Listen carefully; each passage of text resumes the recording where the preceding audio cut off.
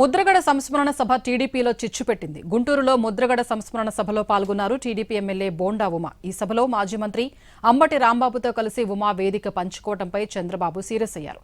బోండా ఉమ వివరణ తీసుకోవాలని పార్టీ నేతలు పల్లా నిమ్మలకు బాధ్యతలు అప్పగించారు. అయితే తనను వివరణ అడగడంపై సన్నిహితుల దగ్గర బోండా ఉమ అసంతృప్తి వ్యక్తం చేసినట్లు తెలుస్తోంది. రాజమండ్రిలో మాజీ ఎమ్మెల్యే జక్కంపూడి రాజా ఆధ్వర్యంలో జరిగిన ముద్రగడ సంస్మరణ సభలో టీడీపీ పొలిట్ బ్యూరో సభ్యుడు జ్యోతుల నెహ్రూ, మాజీ ఎమ్మెల్యే వంగవీటి రాధ వైసీపీ నేతలతో కలిసి పాల్గొన్నారు.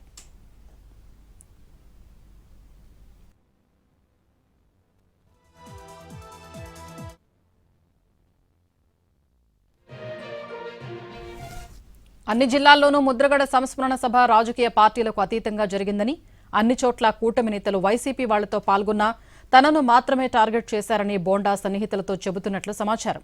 గుంటూరులో జనసేన నుంచి బయటకు వెళ్లిన దాసరి రాము ముద్రగడ సంస్మరణ సభ పెడితే వెళ్లాలని, దానికి అంబటి వస్తే తన బాధ్యత ఏముంటుందని ప్రశ్నిస్తున్నారు బోండా.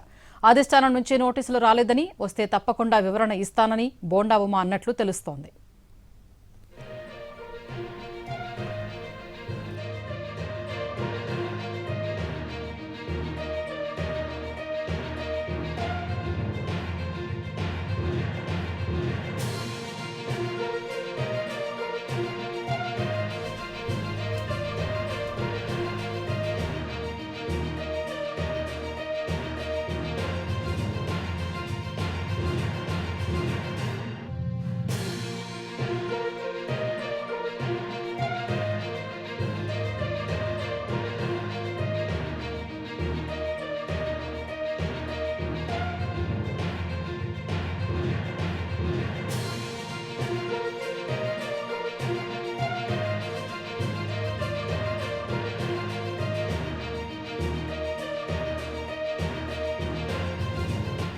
బోండా ఉమ, అంబటి రాంబాబు ఒకే వేదిక పంచుకోవడంపై టీడీపీ అధిష్టానం సీరియస్ అయింది. వైసీపీ నేతలతో ఎట్టి పరిస్థితుల్లో వేదికలు పంచుకోవద్దని టీడీపీ నేతలకు స్పష్టమైన ఆదేశాలు జారీ చేసింది.